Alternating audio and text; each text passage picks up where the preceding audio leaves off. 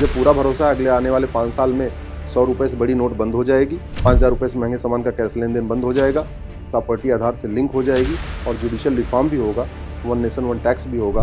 ये सनातन है जो कुरीतियों को रोकता है। यहाँ लोग जन्नत में जाने के लिए पागल हुए जा रहे हैं, 72 हूर से मिलने के लिए पागल हुए जा रहे हैं। हमारे यहाँ कहते हैं जननी जन्मभूमि से 2014 के बाद लगातार गंभीर प्रयास किए हैं। इसके लिए मैं प्रधानमंत्री जी को धन्यवाद देता हूँ। और वंदे मातरम जोर जोर से होना चाहिए, जय श्री राम जोर जोर से होना चाहिए, राधे श्याम जोर जोर से होना चाहिए। एक मछली तो एक तालाब को गंदा करती है, लेकिन एक किताब पूरी दुनिया को बर्बाद कर सकती है। सड़ी हुई न्यायिक व्यवस्था को बदलना जरूरी है। भारत की पुलिस व्यवस्था और भारत की न्याय व्यवस्था ये सड़ चुकी है। जिस दिन मुझे संसद का रास्ता मिलेगा, संसद में जगह मिलेगी, तो जो बातें मैं सुप्रीम कोर्ट में कहता हूँ यही बातें मैं संसद में कहूंगा। अगर आप योगी जी के कार्यों को देखिए तो वो यूपी में धर्म की जय कर रहे हैं, अधर्म का नाश कर रहे हैं।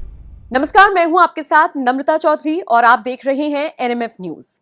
सुप्रीम कोर्ट के धाकड़ वकील, एक बेहतरीन राजनेता और एक ऐसी शख्सियत जो आपसे यानी कि जनता से जुड़े मुद्दों को बहुत प्रमुखता से उठाते हैं, जिनका सीधा सरोकार आपसे ही है, अश्वनी उपाध्याय। नाम तो आपने सुना ही होगा। आज हमारे साथ स्टूडियो में मौजूद हैं और आज हम उनसे तमाम विषयों पर बातचीत करेंगे।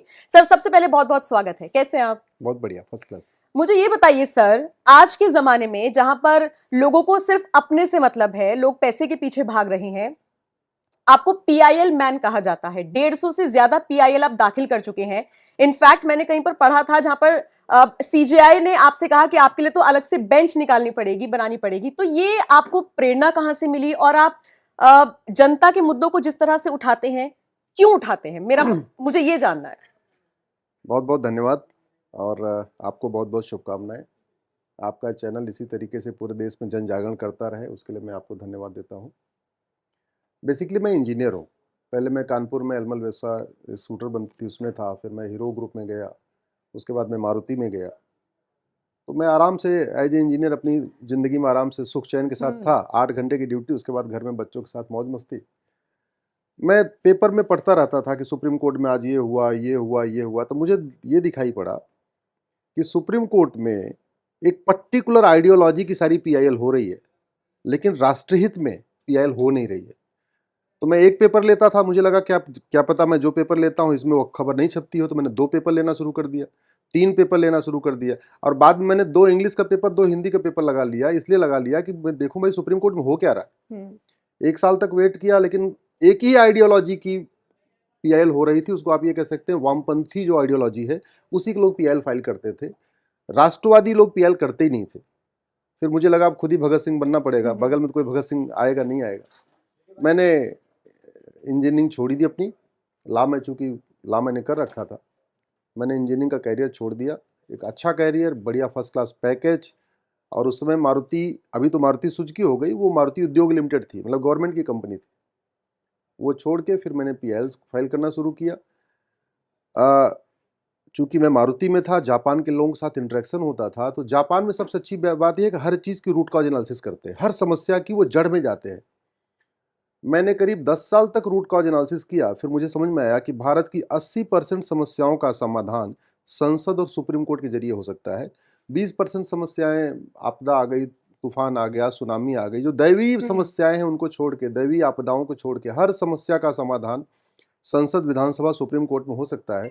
लेकिन उस पर चर्चा नहीं होती है, समस्याओं के रूट मूल कारण पे चर्चा नहीं होती, अस्थायी समाधान पे चर्चा नहीं होती। तो मुझे लगा मैं सांसद तो शायद बन नहीं पाऊंगा, पता नहीं कब बनूंगा, विधायक कब बन पाऊंगा। इसलिए मैंने कहा कि सुप्रीम कोर्ट चलते हैं, यहाँ किसी के सहयोग की ज़रूरत नहीं है। संयोग से मेरी पत्नी की सरकारी नौकरी लग गई, वो अध्यापिका हो गई। तो मुझे लगा अब तो रोटी कपड़ा भी चलता रहेगा, घर भी चलता रहेगा। तो जैसे मेरी पत्नी की नौकरी लगी, वैसे मैं फुल टाइम सुप्रीम कोर्ट में आ गया। तो मेरी इस पीआईएल में सबसे बड़ा योगदान मेरी पत्नी का है कि अगर उनको गवर्नमेंट जॉब नहीं लगती तो मैं अपनी नौकरी नहीं छोड़ पाता। शायद आज जो कुछ भी कर पा रहा हूँ उसमें बहुत बड़ा बाकी परिवार का योगदान है और भगवान का आशीर्वाद है। फिर मैं बहुत ही आस्तिक व्यक्ति हूँ। मेरा ये मानना है कि जो कुछ मैं कर रहा हूँ वो भगवान हमसे करा रहे हैं, मैं कुछ नहीं कर रहा हूँ। और तेरे नाम की कृपा से सब काम हो रहा है, करते हो तुम कन्हैया, मेरा नाम हो रहा है। तो ये मैसेज जो आपने दिया, मुझे लगता है बहुत सारे लोगों की आंखें खोलेगा। लेकिन भारत में ही कई तबके ऐसे हैं जो हिंदुत्व का राग अलापते हैं, फिर इस पर राजनीति करते हैं, सनातन को गालियां देते हैं। आप समझ गए होंगे मैं किन की बात कर रही हूं। स्टालिन के बेटे का एक बयान सामने आता है, इतने दिग्गज एक्टर हैं प्रकाश राज, उनका बयान सामने आता है, फिर डीएमके के नेता ए राजा का भी बयान सामने आया था। और ये लोग बात करते हैं कि सनातन का उन्मूलन हो जाना चाहिए। मौजूदा दौर में जब मोदी सरकार इस चीज को आगे बढ़ा रही है, हमारी संस्कृति को आगे बढ़ा रही है, और फिर ऐसे में ये बयान सामने आना, एक तरीके से साउथ के लोगों को बरगलाना, एक अलग विचारधारा की तरफ ले जाना, आप इसे किस तरह से देखते हैं? क्योंकि आप भी बहुत पूजा पाठ करते हैं। देखिए, आस्तिक पहली बात तो दुनिया में धर्म तो एक ही है, सनातन धर्म है, बाकी रिलीजन है। रिलीजन का मतलब धर्म नहीं होता। ये हमारे यहाँ बुद्धिजीवियों को पता नहीं क्या हो गया है, वो रिलीजन को धर्म समझते हैं। रिलीजन धर्म नहीं है, भारत धर्म निरपेक्ष नहीं है, भारत रिलीजन न्यूट्रल है, यानी पंथ निरपेक्ष है, धर्म निरपेक्ष नहीं है।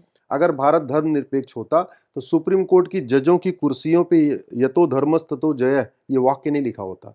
सुप्रीम कोर्ट में जितने जज हैं सबकी कुर्सियों पे लिखा है यतो धर्मस् ततो जयः, और सारे कोर्ट में बड़े बड़े मोटे अक्षरों में लिखा हुआ है यतो धर्मस् ततो जयः। हाई कोर्ट के जज की कुर्सियों पे लिखा रहता है सत्यमेव जयते, और हाई कोर्ट के जज के कमरे में भी लिखा रहता है सत्यमेव जयते। सत्यमेव जयते यतो धर्मस् ततो जयः, ये तो वेद वाक्य है। तो फिर भारत धर्म निरपेक्ष कैसे हो सकता? धर्म नहीं, पंथ निरपेक्ष है। दूसरी बात, जो लोग कह रहे हैं सनातन को खत्म करना, सनातन को खत्म करने का मतलब भारत में संविधान खत्म करना। जहां जहां सनातन खत्म हुआ वहां की स्थिति आप देख लीजिए। अफगानिस्तान में सनातन खत्म हुआ, आज बहन बेटियों की क्या हालत है, स्कूल जाने पे गोली मार दी जा रही है, उनको ऊपर से नीचे तक बुरके में कैद करके रखा हुआ है। सनातन खत्म करने का मतलब 3 तलाक शुरू होना, हलाला शुरू होना, मुता शुरू होना, मिस्यार शुरू होना, तहर्रुस शुरू होना, तलाके हसन शुरू होना। सनातन खत्म करने का मतलब तलाके बाइन शुरू होना, सारी कुरीतियां शुरू हो जाना। ये सनातन है जो कुरीतियों को रोकता है। सनातन खत्म करने का मतलब इक्वलिटी खत्म होना, जस्टिस खत्म होना, लिबर्टी खत्म होना, फ्रेटर्निटी खत्म होना, यूनिटी खत्म होना, नेशनल इंटीग्रेशन खत्म करना। तो एक तरीके से जो कह रहे हैं सनातन को हम खत्म करने के लिए ये हमारा गठबंधन बना है, तो सनातन खत्म हो जाएगा तो भारत में संविधान खत्म हो जाएगा। जहां जहां दुनिया में सनातन खत्म हुआ है वहां एक समान लोगों को नहीं माना जाता। ये सनातन है, इसलिए भारत में सबको बोलने की आज़ादी है, सबको रहने की आज़ादी है, सबको सोचने की आज़ादी है। दुनिया में और किसी रिलीजन में बोलने और सोचने की आज़ादी नहीं है। मैं इसको और क्लेरिफाई कर देता हूँ। दुनिया में 1100 रिलीजन है, ये भारत सनातन धर्म है, इसीलिए यहाँ पे महिलाओं की पूजा होती है। 1100 रिलीजन सनातन के अलावा और जितने, या आप कह लीजिए हिंदू धर्म के अलावा और जितने रिलीजन है, किसी में महिलाओं की पूजा नहीं होती है। किसी भी रिलीजन में महिलाओं को बराबर नहीं ट्रीट किया जाता। हमारे यहाँ बराबर नहीं, हमारे यहाँ ऊपर ट्रीट किया जाता है। हमारे यहाँ कहते हैं जननी जन्मभूमिश्च स्वर्गादप गरीयसी, यानी जननी जो है, जो माता है, वो स्वर्ग से बढ़ के है। यहाँ लोग जन्नत में जाने के लिए पागल हुए जा रहे हैं, 72 हूर से मिलने के लिए पागल हुए जा रहे हैं। हमारे यहाँ कहते हैं जननी जन्मभूमिश्च, की जो जननी है, माता है, स्वर्ग से बढ़ के है। पूरी दुनिया में 200 देश हैं, किसी भी देश में देश को मां नहीं कहते। हमारा भारत इकलौता देश है, चूंकि यहाँ सनातन धर्म चलता है, इसलिए हम भारत माता कहते हैं, भारत पिता नहीं कहते। वेस्ट कंट्रीज में देश को पिता कहते हैं, बाकी और कंट्रीज में देश को कुछ नहीं कहते। भारत इकलौता ऐसा देश है जहां देश को माता कहते हैं। आपको गृहिणी जैसा शब्द दुनिया में 6500 भाषाएं बोली जाती हैं, गृहिणी का पर्यायवाची नहीं मिलेगा। गृहिणी का मतलब, गृह का मतलब घर, ऋणी का मतलब ऋणी। जिसका पूरा परिवार ऋणी हो उसको कहते हैं गृहिणी। ऐसा शब्द दुनिया के 6500 भाषाओं में नहीं है। वसुधैव कुटुंबकम जैसा शब्द दुनिया के 6500 भाषाओं में नहीं है। नारी तू नारायणी, नारी नारायणी है, वो पूजनीय है, ऐसा शब्द, इसका पर्यायवाची दुनिया के 6500 भाषाओं में नहीं मिलेगा।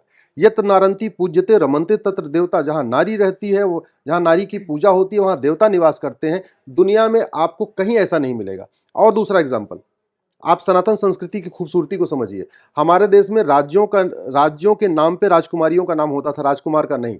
उदाहरण के लिए गंधार राज्य, राजकुमारी गंधारी; कुंतल राज्य, राजकुमारी कुंती; सौमित्र राज्य, राजकुमारी सुमित्रा; कौशल राज्य, राजकुमारी कौशल्या; पांचाल राज्य, राजकुमारी पांचाली। दुनिया में कहीं पे भी किसी राज्य के नाम पे वहां की राजकुमारियों का नाम नहीं होता था। ये भारत इकलौता ऐसा देश है।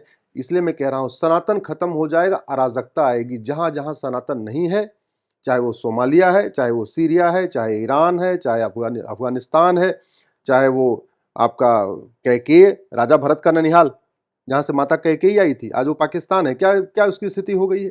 दुर्योधन का ननिहाल गंधार जब से अफगानिस्तान बना है, क्या स्थिति है? सनातन घटा, महिलाओं पे अत्याचार बढ़ा। सनातन घटा, वहां पे एकता अखंडता खत्म। पूरी दुनिया में कहीं पे भी राष्ट्र की पूजा नहीं होती। हमारे देश में राष्ट्र देवो भव ऐसा वाक्य है। तो इसलिए कह रहा हूं, जो सनातन को खत्म करना चाहते हैं, इनफैक्ट वो पूरी मानवता को खत्म करना चाहते हैं। जहां जहां सनातन घटा है वहां मानवता घटी है। पीएम मोदी इस दिशा में कैसा काम कर रहे हैं? पिछले 9 साल में आपने देखा, मुझे जहां तक महसूस हुआ, बहुत सारी चीजें बदली हैं। हमने अपनी संस्कृति को और ज्यादा करीब से जाना है, जितना मैं समझ पाई हूं। अब देखिए, सेंगोल बहुत से लोगों को नहीं पता था, लेकिन जिस तरीके से स्थापित हुआ, तो फिर हम लोगों ने पढ़ा। आज की यूथ की जनरेशन ने उस चीज को पढ़ा, समझा, इसका इतिहास जाना, नेहरू से उसका क्या कनेक्शन था, सब चीजों को समझा। पिछले 9 सालों में इस दिशा में मोदी सरकार ने कैसा काम किया आपके इस हिसाब से? दिशा में मेरे हिसाब से 2014 के पहले भारत में सनातन संस्कृति को मजबूत करने के लिए कोई ढंग से कारगर काम ही नहीं हुआ। यहाँ पे आईआईटी बनी, आईआईएम बना, मेडिकल कॉलेज खुले, फला फला फला हुए, सड़कें बनी, गलियां बनी, मोहल्ले बने, ये तो हुए। लेकिन सनातन संस्कृति को मजबूत करने के लिए 2014 के पहले गंभीरतापूर्वक कार्य नहीं हुआ। 2014 के बाद लगातार गंभीर प्रयास किए, इसके लिए मैं प्रधानमंत्री जी को धन्यवाद देता हूं। पहली बात तो सनातन संस्कृति को सीधे सार्वजनिक करने से उनको शर्म नहीं आती, मंदिर जाने से उनको शर्म नहीं आती, मंदिर के निर्माण करने से उनको शर्म नहीं आती। 12 ज्योतिर्लिंग थे हमारे, 12 में से सोमनाथ को दिव्य और भव्य बनाया नरेंद्र मोदी जी ने, काशी को दिव्य और भव्य बनाया नरेंद्र मोदी जी, महाकाल को दिव्य और भव्य बनाया नरेंद्र मोदी जी ने, ओंकारेश्वर दिव्य और भव्य बन रहा है, मोदी जी ने बनाया। मैं तो प्रधानमंत्री जी से निवेदन करता हूं, आप भारत के 12 ज्योतिर्लिंग, 51 शक्तिपीठ और जो हमारे प्रमुख जिनकी हम पूजा करते हैं, उनके जन्मभूमि और कर्मभूमि को आप विकसित कर दीजिए। भारत में राम राज्य आ जाएगा, भारत की जीडीपी कम से कम 2% बढ़ जाएगी। आप जरा सोचिए, अभी तो केवल 5 हमारे उनका विकास हुआ ज्योतिर्लिंगों का। जिस दिन 12 ज्योतिर्लिंग का विकास हो गया, केदार का भी विकास हो गया, मल्लिकार्जुन का भी विकास हो गया, त्र्यंबकेश्वर का भी विकास हुआ, भीमाशंकर का भी विकास हो जाएगा, घृष्णेश्वर का विकास हो जाएगा, फिर 51 शक्तिपीठों का भी बढ़िया विकास हो गया। वहाँ रेल कनेक्टिविटी हो गई, बस कनेक्टिविटी हो गई, हाईवे से कनेक्ट हो गया, एयर कनेक्टिविटी हो गई। आप जरा सोचिए ना, कितने करोड़ों लोगों को रोजगार मिलेगा। सनातन संस्कृति, जहां जहां सनातन संस्कृति विकसित होती है वहां रोजगार बढ़ता है, वहां शांति बढ़ती है, वहां समृद्धि बढ़ती है, वहां खुशहाली बढ़ती है। सनातन का मतलब ही है समावेशी विकास, सनातन का मतलब समृद्धि है। तो इसलिए मैं तो प्रधानमंत्री से आज आपके माध्यम से, आपके चैनल से मैं सार्वजनिक रूप से कह रहा हूं, आप 12 ज्योतिर्लिंग को दिव्य और भव्य बनाइए, 51 शक्तिपीठों को दिव्य और भव्य बनाइए। अयोध्या भगवान राम की जन्मभूमि दिव्य बन रही है, काशी को, मथुरा को भी दिव्य और भव्य बनाइए, परशुराम जी की जन्मभूमि को दिव्य और भव्य बनाइए, भगवान महावीर के जन्मभूमि और कर्मभूमि को दिव्य और भव्य बनाइए, भगवान बुद्ध की जन्मभूमि और कर्मभूमि को दिव्य और भव्य बनाइए। देखिए, पूरा भारत बदल जाएगा। और हमें लगता है कि अगले 5 साल में ये जरूर होगा। कहीं न कहीं प्रधानमंत्री जी के मन में ये चल रहा होगा कि 51 शक्तिपीठ, 12 ज्योतिर्लिंग और जो हमारे राम, कृष्ण, महावीर, बुद्ध हैं, परशुराम हैं, इनकी जन्मभूमि और कर्मभूमि को दिव्य बनाना उनके एजेंडे में होगा, ऐसा मुझे पूरा विश्वास है। लेकिन इसी को मुद्दा बनाते हैं कुछ लोग भारत में बैठे हुए, चाहे आप उनको विरोधी दल कह लीजिए या फिर कुछ एक अलग विचारधारा के लोग हैं। मैं एक इंटरव्यू कल देख रही थी, साध्वी प्रज्ञा किसी एक चैनल पर इंटरव्यू दे रही थी, तो वहां पर उनसे एंकर ने सवाल पूछा कि आपने भोपाल में काम कितने किए हैं, तो उनका जवाब था जय श्री राम। अगला उनका जवाब था वंदे मातरम। फिर एंकर ने पूछा कि आप अगर मुझे बता पाए कि आपने क्या काम किए हैं, तो उन्होंने बहुत घुमा फिरा के बोला कि बस जो काम नरेंद्र मोदी ने किए हैं मैं उसमें सहयोगी रही हूं। तो यही वो मुद्दा है जो विरोधियों को मिलता है। काम की लिस्ट अगर मांगी गई तो जय श्री राम और वंदे मातरम को मुद्दा बनाया जा रहा है।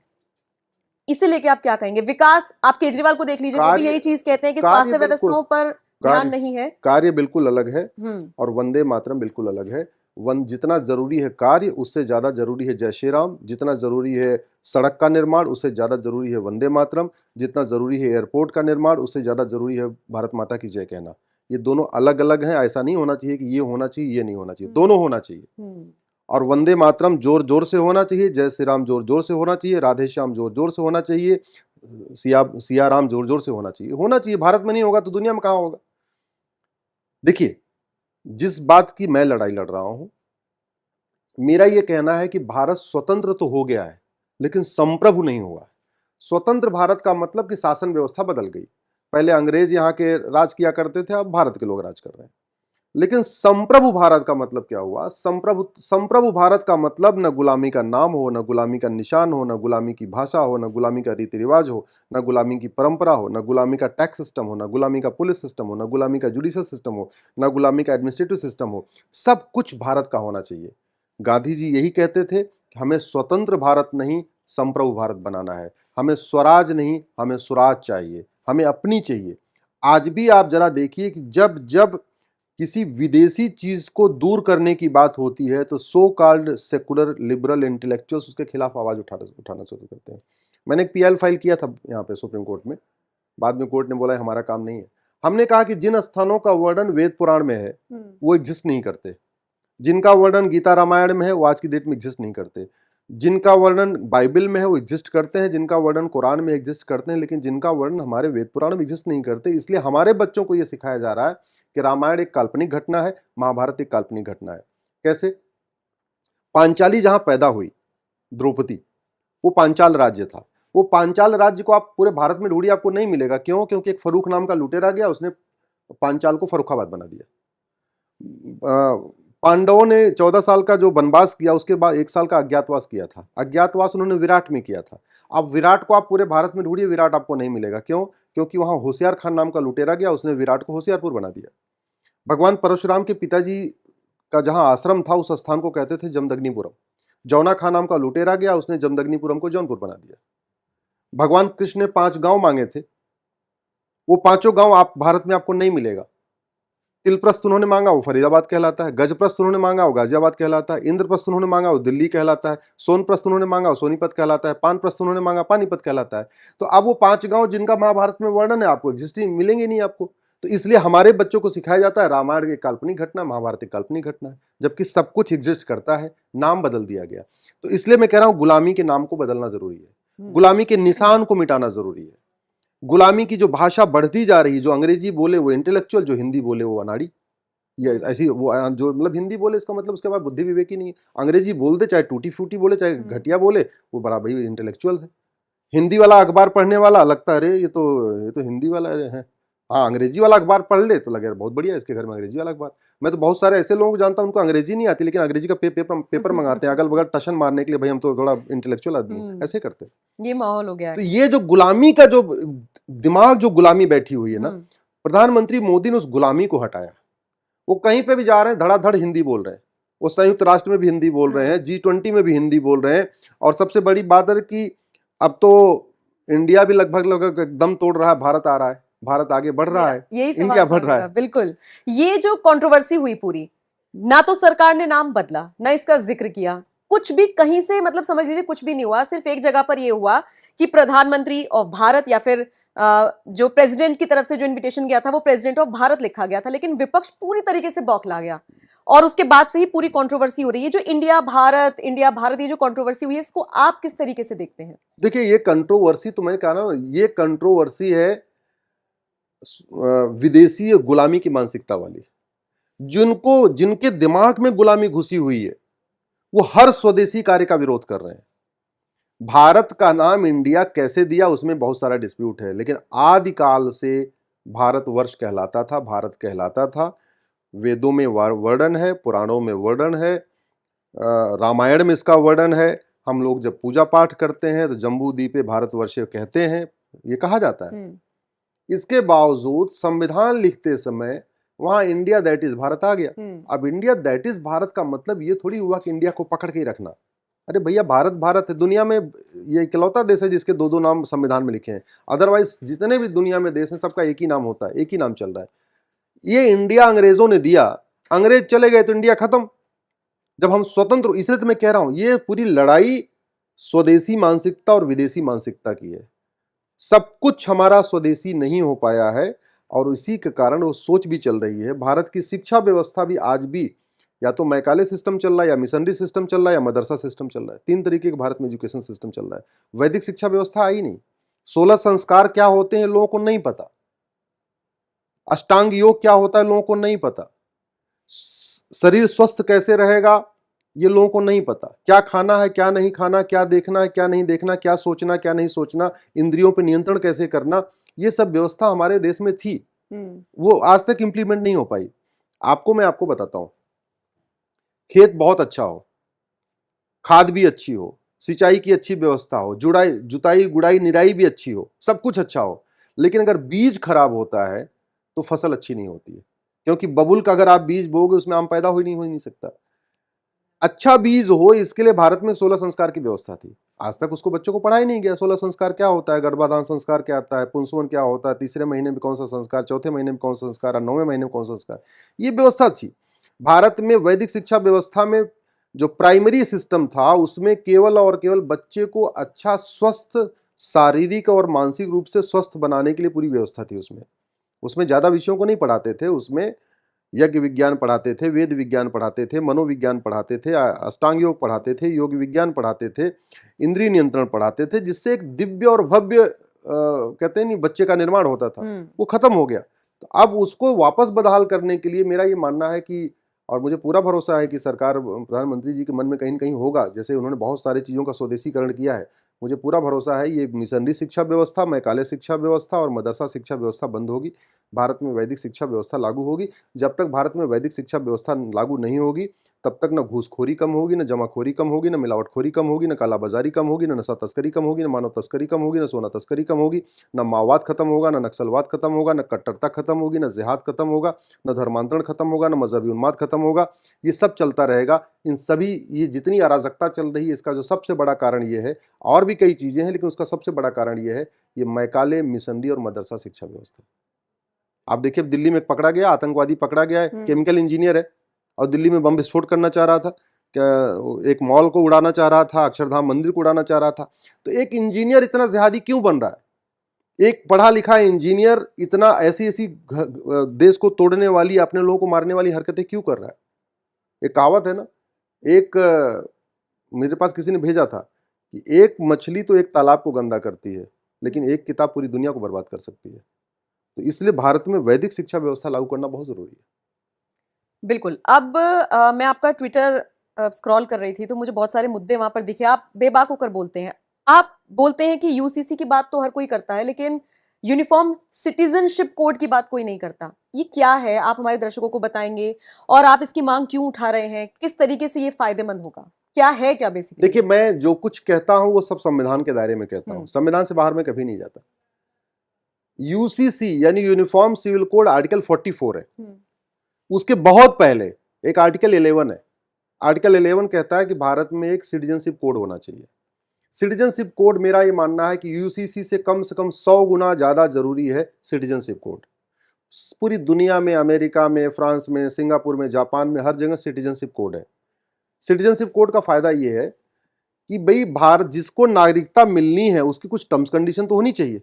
आप बैंक में अकाउंट खुलवाते हो तो बैंक का जो मैनेजर आपसे एक फॉर्म भरवाता है, उसमें कम से कम 20 कंडीशन भरवा लेता है कि भाई हाँ, और सबको आप कहते हो हाँ ये भी मानूंगा, ये भी मानूंगा, ये भी मानूंगा, तब वो आपका खाता खोलता है। ऐसे ही होता है। आप यहाँ जॉब करती हैं, यहाँ आपसे अपॉइंटमेंट लेटर में टर्म्स कंडीशन होगा कि भाई आपको ये करना, ये करना, ये करना, आपने एक्सेप्ट किया होगा, तब आपको यहाँ जॉब, फिर आप यहाँ जॉब कर रही हैं। ऐसे ही अमेरिका, सिंगापुर, बाकी देशों में सिटीजनशिप कोड है। हमारा ये कहना है, जो भारत को न माने, भारतीय संस्कृति को न माने, भारतीय विचार को न माने, वसुधैव कुटुंबकम को न माने, नारी तो नारायणी को न माने, यत्र नारंती पूज्यते रमन्ते तत्र देवता को न माने, वो संविधान के प्रियम्बल में लिखे हुए शब्दों को न माने, इक्वलिटी को न माने, जस्टिस को न माने, लिबर्टी को न माने, फ्रेटर्निटी को न माने, वंदे मातरम न बोले, वंदे मातरम कहने में जिसको शर्म आए या जिसको अपमानित हो, जो भारत माता की जय कहने से अफेंड हो जा रहा है, ऐसे लोगों को भारत में नागरिकता क्यों देना? इसलिए एक यूनिफॉर्म सिटीजनशिप कोड होना चाहिए। जो आदमी भारत के संविधान को न माने, भारत के संस्कार को न माने, भारत की प्रथा को न माने, भारत की परंपराओं को न माने, भारत के ज्ञान विज्ञान को न माने, उसकी सिटीजनशिप खत्म होनी चाहिए। जो भारत में रह के भारत का विरोध करे, टुकड़े टुकड़े आजादी की बात करे, ऐसे लोगों को सिटीजनशिप क्यों देना? ऐसे लोगों को भारत में तुरंत सिटीजनशिप इनकी खत्म करनी चाहिए। भाई, कूड़ा करकट अगर आप घर में रखोगे तो अच्छा नहीं होगा। घर की सफाई जरूरी होती है। घर में आप भी सफाई करती है, हम भी सफाई करते हैं। कूड़ा करकट रखते हैं क्या? नहीं रखते।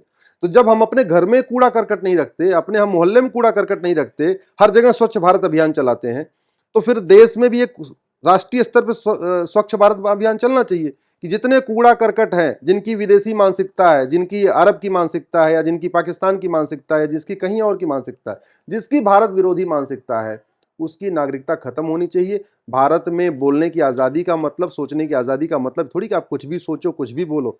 आप सरतन से जुदा करो, आप भारत के देवताओं का अपमान करो, भारत की संस्कृति का अपमान करो, आप फुहड़ फुहड़ मतलब भारत के देवी देवताओं के बारे में बोलो। ये बंद होना चाहिए।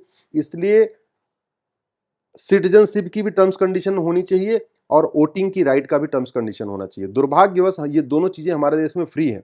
पैदा होते ही सिटीजन आदमी बन जाता है और 18 साल का होते ही वो वोटिंग का अधिकार मिल जाता है। वोटिंग राइट के लिए भी टर्म्स कंडीशन होनी चाहिए और सिटीजन्स जब बर्थ सर्टिफिकेट इश्यू करते हैं उसकी भी टर्म्स कंडीशन होती चाहिए। जो उस टर्म्स कंडीशन को न माने उसकी नागरिकता खत्म, उसका वोटिंग राइट खत्म। अच्छा, एक बात बताइए, आप अभी उज्जैन से आए हैं, हाल ही में आप उज्जैन गए थे, आपका कार्यक्रम था वहां पर। अ, उज्जैन से एक बहुत झकझोर देने वाली खबर सामने आई, मुझे लगता है आपने पढ़ी होगी वो खबर, जिसमें एक नाबालिग बच्ची खून से लथपथ घूम रही थी, उसके साथ रेप हुआ था। अब आपको नहीं लगता मौजूदा वक्त में अगर इस तरह की हरकतें अभी भी हो रही हैं, जबकि हम बात करते हैं बहुत बेहतरीन कानून व्यवस्था की, तो अब एक ऐसा कानून लाया जाना चाहिए या फिर उसको लाने की जरूरत है जिसमें सीधे एक्शन हो आरोपी पर? आपको लगता है मौजूदा दौर की जरूरत है? समाज का निर्माण कुम्हार के तरीके करना चाहिए। हम्म। कुम्हार क्या करता है, एक हाथ उसका अंदर होता है, एक हाथ ऊपर होता है। जब भी कुम्हार कोई बर्तन बनाएगा, आप ध्यान देना, एक हाथ उसका अंदर की तरफ होता है, एक हाथ बाहर की तरफ होता है। अंदर वाले हाथ से उसको ऊपर उठाता है, बाहर वाले हाथ से उसको दबाता है वो। ऐसे समाज का निर्माण दो हाथों से होता है। अंदर वाला हाथ शिक्षा व्यवस्था है, ऊपर वाला हाथ न्यायिक व्यवस्था है। शिक्षा पहले संस्कारी तो हो। मैं इसलिए बार बार कह रहा हूं, 16 संस्कार को सिलेबस में डालिए, 16 संस्कार को जन जन तक पहुंचाइए, वैदिक शिक्षा व्यवस्था लागू करिए। जब तक मिशनरी, मदरसा और मैकालिक शिक्षा व्यवस्था रहेगी और बच्चे प्राइमरी से ही केवल physics, chemistry, math, zoology, botany पढ़ेंगे, संस्कार नहीं आएगा, तब तक कोई भी अपराध कम नहीं होगा। दूसरा, त्वरित न्यायिक व्यवस्था। दुनिया के कई देशों में पुलिस चार्टर लागू है, जुडिशियल चार्टर लागू है। मैं इसके लिए लड़ाई लड़ रहा हूं। मैं कह रहा हूं भारत में justice with in year system लागू करिए। फ्रांस में है, कनाडा में है, कई और देशों में है, अमेरिका में है, जहां जस्टिस विद इन ईयर होता है। जस्टिस विद इन ईयर का मतलब ये हुआ 1 घंटे के अंदर एफआईआर, 1 महीने में जांच और 1 साल के अंदर फैसला। इसको कहते हैं जस्टिस विद इन ईयर। आप कोई एक व्यक्ति गलती करे मोहल्ले में, आप उसके 1 साल के अंदर सजा दे दीजिए, तो आप ये मान लीजिए कि आपने कम से कम 10 और गुंडे पैदा होने से रोक दिए। आपने एक व्यक्ति कुछ गलत किया, उसके बाद वो फल फूल रहा है, वो पार्षद बन रहा है, वो प्रधान बन रहा है, वो बढ़िया आराम से घूम रहा है, बेल पे घूम रहा है, तो आप ये समझ लीजिए कि कम से कम 10 और गुंडे पैदा हो जाएंगे उसको देखते देखते। उदाहरण, एक व्यक्ति ने बोला 15 मिनट के लिए पुलिस हटा लो, हिंदुस्तान से हिंदुओं को खत्म कर दूंगा। उसको अगर 50 साल सजा हो गई होती, अब ये जितने सरतन से जुदा के नारे लगते नहीं। चूंकि उसने कहा 15 मिनट के लिए अंदर पुलिस हटा लो, हिंदुस्तान को हिंदुओं खत्म कर दूंगा, और वो विधायक बन गया है, विधानसभा में बैठा हुआ है, तो उसने हजारों लोगों को प्रमोट कर दिया कि एक काम करो, तुम भी ये नारा लगाओ, सरतन से जुदा की बात करो, 15 मिनट के अंदर नरसंहार की बात करो। नहीं सांसद, विधायक तो पार्षद, प्रधान तो बनी जाओगी। पूरी अराजकता का कारण यही है। इसलिए जो आज चल रहा है, इसके लिए 2 चीजें जिम्मेदार है, शिक्षा व्यवस्था और न्याय व्यवस्था। मैं तो कई बार सुप्रीम कोर्ट से रिक्वेस्ट कर चुका हूं और आज भी मैं अपने चीफ जस्टिस ऑफ इंडिया से रिक्वेस्ट करता हूं। आपको संविधान ने असीमित शक्तियां दिया है। आपके संविधान ने इतनी शक्ति दिया है कि आप किसी कानून को खत्म कर सकते हैं। आपको संविधान इतनी शक्तियां दिया है कि जहां कानून न हो, आप अपने तरीके से कानून उस गैप को फिलअप कर सकते हैं। आप भारत में जस्टिस विद इन ईयर लागू करिए, हाई कोर्ट को ऑर्डर करिए, सुप्रीम कोर्ट और सारे डिस्ट्रिक्ट कोर्ट्स को ऑर्डर करिए कि वो 1 साल के अंदर मुकदमों का फैसला करना शुरू करें। अगर जो कठिनाई आ रही है, आप सरकार से बात करिए। भाई, chief justice of India judiciary के मुखिया हैं। जुडिशरी हमारी अलग है ना, न्यायपालिका अलग है, कार्यपालिका अलग है। तो जुडिशरी के मुखिया चीफ जस्टिस ऑफ इंडिया है। मैं जस्टिस चंचूड़ साहब से रिक्वेस्ट करता हूं कि आप अपने पूरे देश भर में जजों से बात करिए, 1 साल के अंदर मुकदमे का फैसला करने के लिए क्या क्या इंफ्रास्ट्रक्चर चाहिए, कितने जज चाहिए, कितने क्लर्क चाहिए, कितनी कोर्ट चाहिए, जो चाहिए, या किन किन कानूनों में बदलाव करने की जरूरत है, कौन से नए कानून बनाने की जरूरत है, कौन पुराने कानून बदलने, ये सारा डिटेल बना के आप सरकार को दीजिए। आपके पास पावर है, आपके पास, आप पीआईएल सुनते हैं, 7-7 जजों की बेंच बनाते हैं, 9 जज की बेंच बनाते हैं। हम कह रहे हैं एक बार 5 जजों की बेंच इस पे बनाइए, जस्टिस विद इन ईयर पे, और जितने आपके पास सेशन आते हैं, हाई कोर्ट से सेशन आते हैं, डिस्ट्रिक्ट कोर्ट, सारे सेशन लेके प्राइम मिनिस्टर से बात करिए, सीधे 1 to 1 बैठ के बात करिए। बात करके उनको अपना प्रस्ताव दे दीजिए, भाई हमको 1 साल के अंदर न्याय करने के लिए हमको इतना सामान चाहिए, इतना बजट चाहिए, हमको इतने जज चाहिए, इतने क्लर्क चाहिए, इतना क्लरिकल स्टाफ चाहिए, जो भी चाहिए, इतना इंफ्रास्ट्रक्चर चाहिए। हम कहते हैं 50,000 करोड़ लगेगा ना, लेकिन जिस दिन जस्टिस विद इन ईयर हो जाएगा, मैं गारंटी के साथ कहता हूं, हत्या भी खत्म हो जाएगी, रुक जाएगी, बलात्कार भी रुक जाएंगे, फिरौती भी रुक जाएगी, ये घूसखोरी, कमीशनखोरी, दलाली जो चलती ये भी रुक जाएगी। अवैध कारोबार जितने चल रहे हैं ये 50% कम हो जाएंगे जिस दिन भारत में जस्टिस विद इन ईयर लागू हो जाएगा। जस्टिन विद इन ईयर लागू होगा नहीं होगा ये तो अभी वक्त पर छोड़ देते हैं, लेकिन मुझे लगता है उत्तर प्रदेश के मुख्यमंत्री Yogi Adityanath Justin with in 2 चौराहे कर रहे हैं। वो मैंने क्यों कहा, आपने उनका वो बयान सुना होगा जिसमें उन्होंने कहा था कि अगर इस चौराहे पर किसी के साथ क्राइम होगा तो अगले चौराहे पर अपराधियों को ठोक दिया जाएगा। ये उनका प्रॉपर एक बयान सामने आया था। अब अंबेडकर नगर में एक लड़की का दुपट्टा खिंचता है और उसके बाद जिस तरीके से एक्शन लिया गया, कुछ लोग उसकी तारीफ कर रहे हैं, कुछ लोग उन पर सवाल उठा रहे हैं। बाकी योगी आदित्यनाथ के काम करने का तरीका कैसा है वो आपने देखा ही होगा। उन पर सवाल ये उठते हैं, आप ऐसे कैसे बुलडोजर भेज देंगे, इसमें परिवार की क्या गलती है, ऑन द स्पॉट आप कैसे न्याय कर देंगे, क्यों आप किसी को गोली मार देंगे, क्यों आप इस तरह की बातें कर रहे हैं। योगी आदित्यनाथ के काम करने के अंदाज को आप किस तरह से देखते हैं, क्या वो ठीक कर रहे हैं और उनके राज में यूपी बदल रहा है? देखिए, संविधान के प्रियम्बल में अगर आप देखिए तो उसमें लिखा है इक्वलिटी, जस्टिस, लिबर्टी, फ्रेटर्निटी। लेकिन अगर मैं हमसे कोई पूछे कि संविधान का लक्ष्य क्या है, तो मेरा ये मानना है कि संविधान का लक्ष्य है राम राज्य की स्थापना।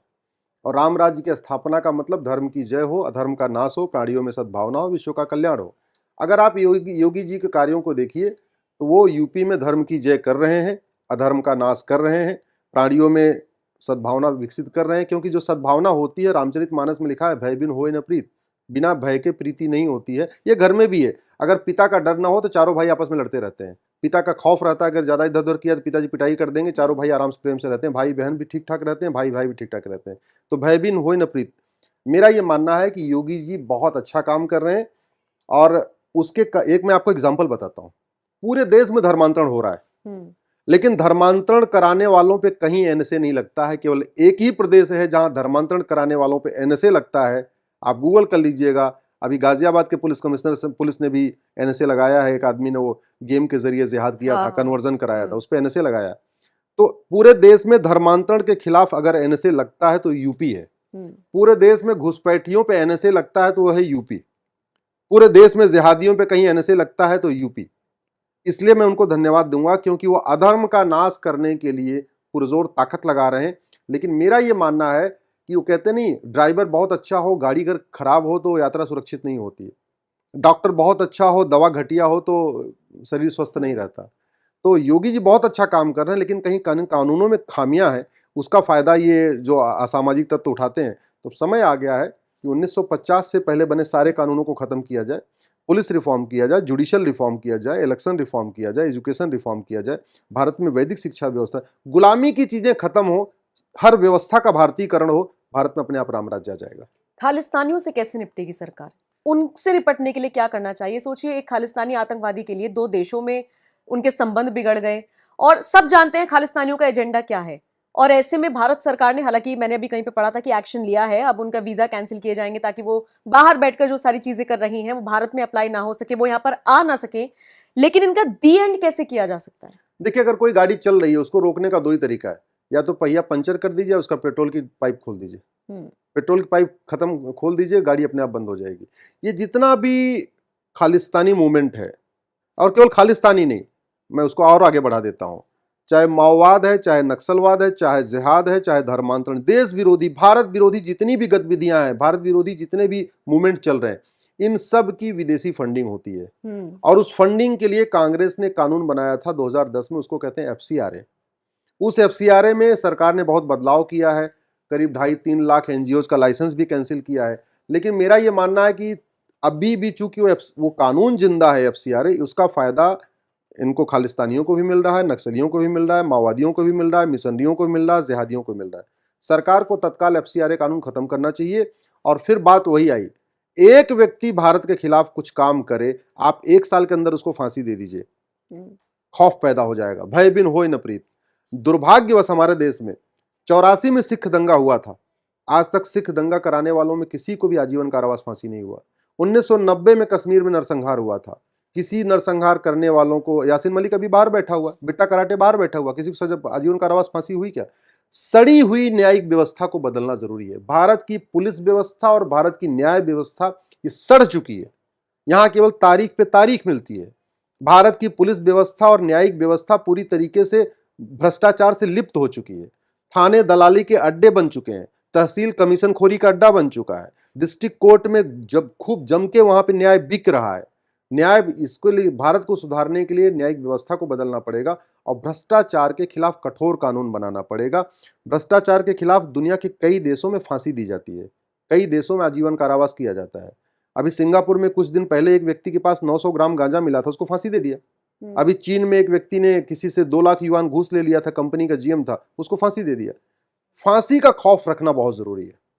जैसे अग्नि मिसाइल हमने बनाया है, रोज चलाई थोड़ी जाती, बस बना डराने के लिए रखते हैं। परमाणु बम चलाने के लिए नहीं बनाया जाता, डराने के लिए बनाया जाता है। ऐसे जो फांसी वाला कानून, ये डराने के लिए बनाया जाता है।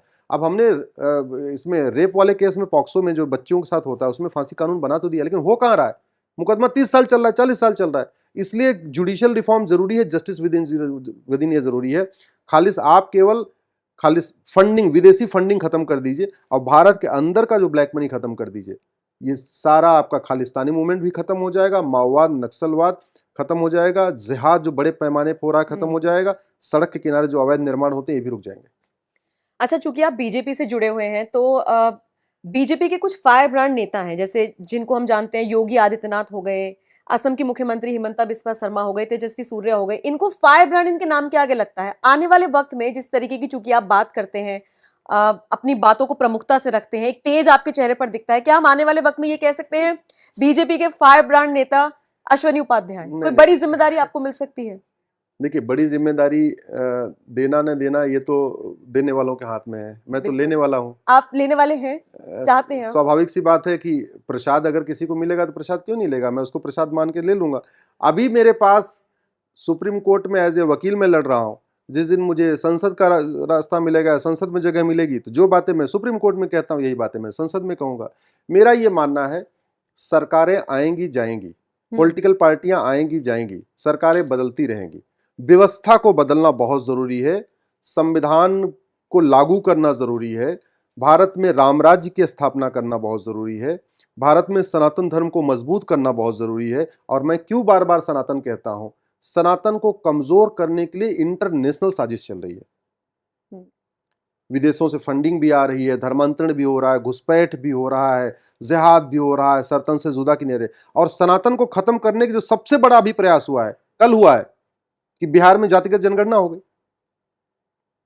जहां जहां जातियों, ये क्या करते हैं भाई, आप जरा इनका पूरा नेक्सस देखिए। उसने बोला सनातन को खत्म करेंगे, सनातन को खत्म करेंगे, सनातन को खत्म करेंगे। हमारा अलायंस बना ही सनातन को खत्म करने के लिए। सनातन को खत्म करने का सबसे बढ़िया तरीका है, इसको बांट दीजिए। यादव अलग हो गए, पटेल अलग हो गए, ये अलग हो गए, वो अलग हुए, ब्राह्मण अलग, भूमिहार अलग, क्षत्रिय अलग, श्रीवास्तव अलग, कायस्थ अलग, बनिया अलग, खेत अपना मारवाड़ी अलग, गुजराती अलग। इनको बांट दीजिए, अलग अलग टुकड़े में बांट दीजिए, उसके बाद एक एक करके सबको काटते रहिए। यही तो हुआ है अफगानिस्तान में। सनातन धर्म जो खत्म किया, ऐसे ही किया है। पहले ब्राह्मणों को मारा, बाकी देखते रहे लोगों का। अच्छा, केवल ब्राह्मण को मार रहे। ब्राह्मण जब खत्म कर लिया, फिर क्षत्रियों को मारना शुरू किया, फिर बाकी देखते रहे। जब क्षत्रिय खत्म हो गए, वैश्यों को खदेड़ना शुरू किया अफगानिस्तान से। जब वैश्य खत्म हो गए, फिर बाकी लोग खदेड़ना शुरू कर दिया। अभी तो सिखों को खदेड़ के बाहर निकाल दिया, कोई अफगानिस्तान में बचा ही नहीं। सेम ही सिचुएशन पाकिस्तान में हुई है। पहले एक एक भाई टुकड़े टुकड़े में बांट दीजिए, उसके बाद एक एक जाति को टारगेट करके मारना शुरू करिए, और एक मरेगा, बाकी आराम से देखते रहे। अच्छा, ये हमारा नहीं, हमारा नहीं। सेम यही सिचुएशन बांग्लादेश में हुई, सेम यही पाकिस्तान में हुई। और भारत के अंदर क्या सिचुएशन है आपको पता है? 9 राज्यों में हिंदू खत्म हो चुके हैं। उन 9 राज्यों में सेकुलरिज्म काम नहीं करता, उन 9 राज्यों में संविधान काम नहीं करता, उन 9 राज्यों में गंगा जमनी तहजीब काम नहीं करती। जिन 9 राज्यों में हिंदू खत्म हो गए हैं, वहां वसुधैव कुटुंबकम काम नहीं करता, नारी तू नारायणी का भाव खत्म हो चुका है, यत्र नारंती पूज्यते खत्म हो चुका है। वहां महिलाओं की सेकंड क्लास सिटीजन बन चुकी है। 200 जिलों की डेमोग्राफी बदल चुकी है। भारत में 750 जिले हैं, उसमें से 200 जिलों की डेमोग्राफी बदल चुकी है। भारत में 300 तहसीलों की डेमोग्राफी बदल चुकी है। भारत के बॉर्डर पे जितनी तहसीलें, सबकी डेमोग्राफी बदल चुकी है। आप चाहे उत्तर प्रदेश का जो नेपाल के बॉर्डर वाला जितने तहसीलें हैं, जितने जिले हैं, उनका डेमोग्राफी देख लीजिए। असम के बॉर्डर और बॉर्डर पे जितनी भी तहसीलें जिले, उनकी डेमोग्राफी बदल चुकी है। बंगाल का मुर्शिदाबाद वाला जो बॉर्डर है, उसका पूरा देख लीजिए, खत्म हो चुकी है। गुजरात के कच्छ और भरूच की पूरी डेमोग्राफी बदल चुकी। हमारे भारत के किनारे किनारे 200 जिले हैं जो बॉर्डर को टच करते हैं, 300 तहसीलें हैं जो बॉर्डर को टच करती हैं। इन 200 जिलों और 300 तहसीलों की डेमोग्राफी बदल चुकी है। और अगर राज्यवार देखिए तो कश्मीर की डेमोग्राफी बदल चुकी है, नागालैंड की बदल चुकी है, मिजोरम की बदल चुकी है, लक्षद्वीप की बदल चुकी है, मेघालय की बदल चुकी है, मणिपुर में आप देख लीजिए डेमोग्राफी बदल गई, हिंसा शुरू। शांति, जहां जहां सनातन है, सनातनी लोग हैं, वहां शांति है। जैसे सनातनी खत्म होते हैं, अशांति बढ़ जाती है। उदाहरण कश्मीर है, उदाहरण मणिपुर है, उदाहरण बंगाल है। ये आपके सामने है। अच्छा, अब देखिए होता क्या है कि हमारे जो देश के युवा हैं, जो नौजवान हैं, वो भविष्य है हमारा। उनके लिए अश्वनी उपाध्याय की कोई भी ऐसी 2 या 3 सलाह जो उन्हें माननी चाहिए। मैं लास्ट में आपसे यही चाहूंगी कि आप उन्हें ये चीज़ बताएँ। आपको लगता है कि उन तक वो बात पहुँचनी चाहिए और उनको फिर इम्प्लीमेंट भी करनी चाहिए, नौजवानों को मेरा ये खासकर? मानना है कि भारत के युवाओं को सबसे पहले तो घर में रामायण या भगवत गीता रख लेना चाहिए और थोड़ा-थोड़ा पढ़ना चाहिए। मैं हुँ, कह रहा हूँ पूरा रामायण नहीं पढ़ सकते, तो रामायण का एक कांड पढ़िए, उसको कहते हैं उत्तरकांड। पूरा उत्तरकांड नहीं पढ़ सकते तो श्लोक नंबर 20 से 30 पढ़िए जहां राम राज्य का वर्णन है। पूरी भगवत गीता 18 कांड नहीं पढ़ सकते तो कम से कम उसका चैप्टर 3 कर्मयोग पढ़िए। पूरा वो भी नहीं पढ़ सकते तो कर्मण्डेवाधिकारस्ते मा फलेषु कदाचन, इतना तो पढ़िए। जब तक भारत के घर घर भगवत गीता और रामचरितमानस नहीं पहुंचेगा, तब तक हमारे युवाओं को पता ही नहीं चलेगा कि भारत की संस्कृति कितनी अच्छी थी। भारत में भाई युवाओं को क्या किया, आप जरा सोचिए। इनको बाबर, हुमायूं, तुगलक, गोरी, गजनी तो पढ़ा दिया, हुँ, राजा मानधाता नहीं पढ़ाया, राजा रघु के बारे में नहीं पढ़ाया। एक से बढ़कर एक हमारे पूरे राम के, अगर भगवान राम के अगर पूर्वजों को देखिए तो कितने बड़े बड़े महान राजा हुए, नहीं पढ़ाया। तो भारत के इनके हमारे जो हमारे युवाओं को मैकाले शिक्षा, मिशनरी शिक्षा के अंतर्गत उनको जो एजुकेशन दी गई है वो अच्छी नहीं दी गई है। अच्छी तभी आएगी जब वो स्वतः ज्ञान लेना शुरू करें। आपका एक चैनल है धर्म, क्या कहते हैं धर्म उसको, ज्ञान। धर्म ज्ञान, तो आपका चैनल सब्सक्राइब कर लें, थोड़ा धर्म ज्ञान से धर्म लेते रहें। थोड़ा हमारा हमारा हमारे पेज पे आ जाए, हमारा फेसबुक पे आ जाए, थोड़ा वहां से भी धर्म ज्ञान मिलता रहेगा। धर्म को समझें। भारत धर्म निरपेक्ष नहीं है, भारत पंथ निरपेक्ष है। और जब तक भारत धर्म धर्म को समझना इसलिए जरूरी है क्योंकि ये तो धर्मस्ततो जय, ये भगवत गीता भी कहती है, पुराण भी यही कहता है, सुप्रीम कोर्ट भी यही कहता है। और किसी के बहकावे में ना आए कि भारत धर्मनिरपेक्ष है। भारत में इनफैक्ट संविधान का लक्ष्य ही है राम राज्य की स्थापना। इसलिए ये सोचें कि कौन सी पॉलिटिकल पार्टी जाति के आधार पर तोड़ रही है, हुँ, कौन सी पॉलिटिकल पार्टी सबको जोड़ रही है, कौन सी पॉलिटिकल पार्टी भाषावाद फैला रही है, कौन सी पॉलिटिकल पार्टी क्षेत्रवाद फैला रही है, कौन सी पॉलिटिकल पार्टी नक्सलियों का समर्थन करती है, कौन सी पॉलिटिकल पार्टी माओवादियों का समर्थन करती है। अल्टीमेटली ये देश युवाओं का है, वो फ्यूचर जनरेशन है, वो फ्यूचर सिटीजन है। उनको ये देखना पड़ेगा, भाषणबाजी पे न जाए नेताओं के, बतौलेबाजी पे नहीं, उनके काम पे देखें ये व्यक्ति करता क्या है। ये बांटने वाला काम करता है, तोड़ने वाला काम करता है या जोड़ने वाला काम करता है। ये कुरीतियों के साथ खड़ा है या रीतियों के साथ खड़ा है। ये कुप्रथाओं का सपोर्ट करता है या प्रथाओं को सपोर्ट करता है। ये उनको देखना जरूरी है। सर एक बात बताइए, ये कांग्रेस के राहुल गांधी या फिर आम आदमी पार्टी के केजरीवाल, इनका फ्यूचर आप किस तरह से देखते हैं? क्योंकि जब चुनाव आते हैं तो अब तो ये भी भगवा चोला ओढ़ने लगे हैं, मंदिर-मंदिर दर्शन करने लगे हैं, समझने तो ये भी लगे हैं कि अब क्या विचारधारा देश में चल रही है। आपने बड़ा अच्छा सवाल किया। मैं सोच रहा था कि आप इसमें अगर नहीं पूछेंगे तो मुझे उत्तर देना पड़ेगा। ये जितनी परिवारवादी पार्टियां हैं, हुँ, इनके नारे भले अलग अलग हैं, इनका लक्ष्य है पैसा कमाना, देश को लूटना। हुँ, उसका सबसे बड़ा एग्जाम्पल आपकी जो सबसे लेटेस्ट न्यूली इलेक्टेड पार्टी है आम आदमी पार्टी। भ्रष्टाचार खत्म करने आए थे, दो दो मंत्री तिहाड़ जेल में हैं, हुँ, आज तक उनको जमानत नहीं हो रही है। और किस लिए? काला धन, बेनामी संपत्ति, आसरिक संपत्ति के लिए। केजरीवाल ने शीश महल बना दिया, पूरा 40-50 करोड़ रुपए अपने बंगलों के रिनोवेशन पे खर्च कर दिया। जब ये पॉलिटिकल पार्टियां, भ्रष्ट लोग इसलिए जिंदा हैं क्योंकि हमारे देश की न्यायिक व्यवस्था ठीक नहीं है। नहीं तो अगर न्यायिक व्यवस्था अच्छी होती तो अब्दुल्ला परिवार काला धन, बेनामी संपत्ति के केस में तिहाड़ में होता। और जिस दिन अब्दुल्ला परिवार तिहाड़ चला जाएगा उस दिन उनकी पार्टी नेशनल कॉन्फ्रेंस खत्म। हुँ, हमारे देश में कानून अच्छा हो जाएगा, प्रॉपर्टी आधार से लिंक हो जाएगी, जुडिशियल रिफॉर्म हो जाएगा, तो महबूबा मुफ्ती जेल में रहेंगी। महबूबा मुफ्ती जेल में जाने का मतलब पीडीपी खत्म। प्रॉपर्टी आधार से लिंक हो जाएगी, जुडिशियल रिफॉर्म हो जाएगा, जस्टिस विद इन ईयर हो जाएगा, तो शिबू सोरेन और उनका पूरा परिवार तिहाड़ में होगा, और तिहाड़ में होगा तो झारखंड मुक्ति मोर्चा खत्म। प्रॉपर्टी आधार से लिंक हो जाएगी, जुडिशियल रिफॉर्म हो जाएगा, जस्टिस विद इन ईयर लागू हो जाएगा, अखिलेश का यादव का पूरा कुनबा आय से अधिक संपत्ति के केस में, बेनामी संपत्ति के केस में तिहाड़ में होगा, तिहाड़ में होगा, पूरी सपा खत्म। अगर हमने कठोर कानून बना दिया, जुडिशियल रिफॉर्म कर दिया, जस्टिस विद इन ईयर कर दिया, ममता बनर्जी के भतीजे के पास हजारों करोड़ की आय से अधिक संपत्ति का केस है, वो जेल में जाएगा, टीएमसी खत्म। प्रॉपर्टी आधार से लिंक कर दिया, जुडिशियल रिफॉर्म कर दिया, करुणानिधि परिवार के पास हजारों करोड़ की बेनामी प्रॉपर्टी है, आय से अधिक संपत्ति है, वो अंदर जाएंगे, खत्म। सबसे जो समाधान है वो है police reform, judicial reform, property को आधार से लिंक करना, भ्रष्टाचार को जड़ से खत्म करना, और हमें पूरा भरोसा है कि इस बार प्रधानमंत्री जी ने लाल किले से 3 बातें कही, हमको परिवारवाद खत्म करना है, तुष्टीकरण खत्म करना है और भ्रष्टाचार खत्म करना है। तो मुझे पूरा भरोसा है अगले आने वाले 5 साल में 100 रुपये से बड़ी नोट बंद हो जाएगी, 5,000 रुपये से महंगे सामान का कैश लेन देन बंद हो जाएगा, प्रॉपर्टी आधार से लिंक हो जाएगी और जुडिशियल रिफॉर्म भी होगा, 1 नेशन 1 टैक्स भी होगा, 1 नेशन 1 पुलिस कोड भी होगा, 1 नेशन 1 जुडिशियल कोड भी होगा, 1 नेशन 1 इलेक्शन कोड भी होगा, 1 नेशन 1 सिविल कोड भी होगा, 1 नेशन 1 एजुकेशन कोड भी होगा। ऐसा हमें पूरा भरोसा है। अच्छा, मैं वैसे इंटरव्यू खत्म करना चाह रही थी, लेकिन मेरा एक सवाल अभी ये है कि मैंने अक्सर देखा है कि मोदी सरकार जो फैसले लेने वाली होती है या फिर उस पर चर्चा करने वाली होती है, उससे पहले आपका एक वीडियो आता है और उसमें आप हिंट दे देते हैं। आपकी स्टडी, मुझे पता है आप बहुत स्टडी करते हैं, उसका नतीजा है या फिर कुछ कनेक्शन है? क्यों जनता को पहले हिंट मिल जाता है कि कुछ होने वाला है?